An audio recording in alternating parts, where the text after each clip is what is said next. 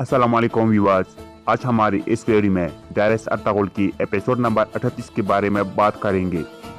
अर्तगरुल और इसकी जंगजू अल-अजीज़ की महल में दाखिल हो जाते हैं ताकि शहजादी नुमान, हलीमा और यगित को वहाँ से निकाल पाए ताकि नासिर की बनाई गई मंसूबे को ख़त्म कर सके। अफसान पाशा यगित को कहता है कि हम तुम लोगों को यहाँ से निकलवाने लाए हैं। यगित ये सुनकर बहुत खुश हो जाता है। दूसरी तरफ अल-अजीज़ और हलीमा की शादियाँ की तैयारी मुकम्मल हो जाती है।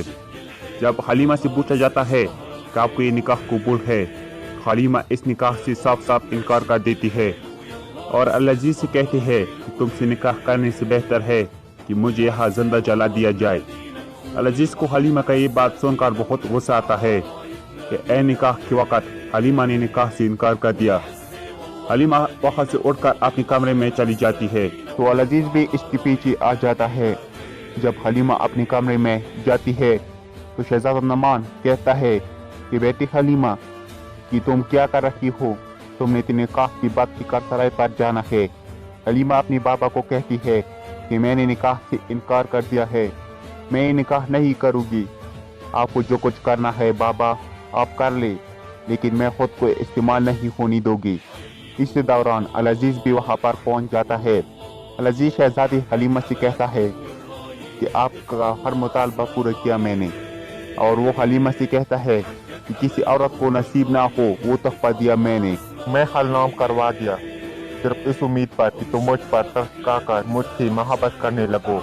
लेकिन हलीमा तुमने क्या किया, सारी दुनिया के सामने मुझे नीचा दिखा दिया, हकीर कर दिया मुझे, सलाहुद्दीन के जानशीन को अपने अना के सामने बेहैसियत कर दिया मुझे। और किसके लिए? सिर्फ एक अर्तगरुल नामी एक खाना बदोश के लिए। और वो शहजादे से कहता है कि शहजादे मेरे पेशानी पर लगा ये दाग अब आप मिटाएंगे। और हलीमा को मुखातिब करते हुए कहता है वरना इसका बदला तुम्हें चुकाना होगा। दूसरी जानिब अर्तगरुल नासिर के पास पहुंच जाता है और इसका चेहरा बेनकाब कर देता है। और आज के इस एपिसोड में नासिर बहुत कोशिश करता है कि तुर्कदार को अपने यकीन करा दे, मगर वो नासिर की किसी बात का यकीन नहीं करते, यहाँ तक कि उस पर गुस्सा करना शुरू कर देते हैं। इस दौरान अर्तगरुल के साथी नासिर के सिपाहियों का हाथ कर देते हैं और बामसी एक सिपाही को लाकर नासिर के सामने रख देता है और कहता है कि इनसे बोर्ड का काम करवाओ, सबसे बेहतर है ये किसी काम की नहीं। और अर्तगरुल नासिर को पकड़कर नीचे बिठा देता है और ऐसे सारे हथियार ले लेता है। और दूसरी जानिब कुर्तुगलू सलीबी सिपाहियों के साथ उनके किले में पहुंच जाता है।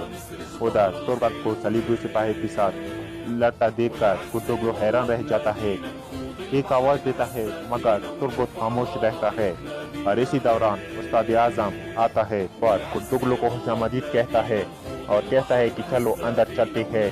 और दूसरी जानिब हलफ में टाइटस अपने कमरे में बैठा अल-अजीज़ और अर्तगरुल के बारे में साजिशों की नई मनसूबाबंदी कर रहा होता है कि अचानक एक औरत हिजाब में आती है। जैसे ही अपने चेहरे पर हिजाब उठाती है तो आसमा होती है। टाइटस से देखकर परेशान हो जाता है, इसको यकीन नहीं आता। फिर आसमा अपना गुजरा हुआ वाक़या बयान करती है कि कैसी मैंने एक औरत को पकड़कर घर में ले गई थी, फिर इसको मारकर आग लगा दी गई थी। तो सबने समझा कि आसमा ने खुद को आग लगा दी है। फिर टाइटस कहता है कि अब कुछ वक्त के लिए महल चली जाओ और बाहर मत आना।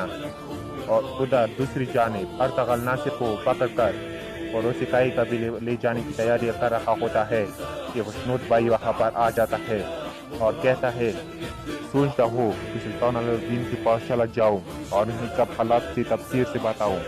और दूसरी जानिब हलफ में टाइटस सुल्तान अल-अजीज़ के पास जाकर कहता है कि अमीर अली कदर आपकी इस नाकामी का दुख सारे हलफ को है, आपको मजीद परेशान नहीं करना चाहता, मगर जो बात आपको बताने जा रहा हूँ वो आपके लिए पैदामंद है। अमीर अली कदर आपकी बहन और आया जान इब्राहिम की दुकान में अर्तगरुल से मिलती है और महल की जितनी भी बातें होती है इनसे अर्तगरुल को बहाबर कर देती है।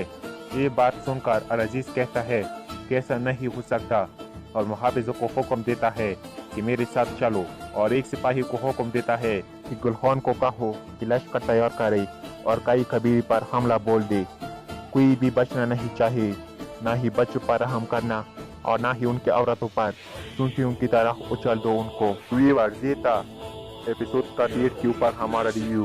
اگر یہ آپ کو پسند آئے ہو تو ضرور میرے چینل کو سبسکرائب کرنا اور ساتھ ہی بیل آئیکن دبا کر اور پہ کلک کرنا۔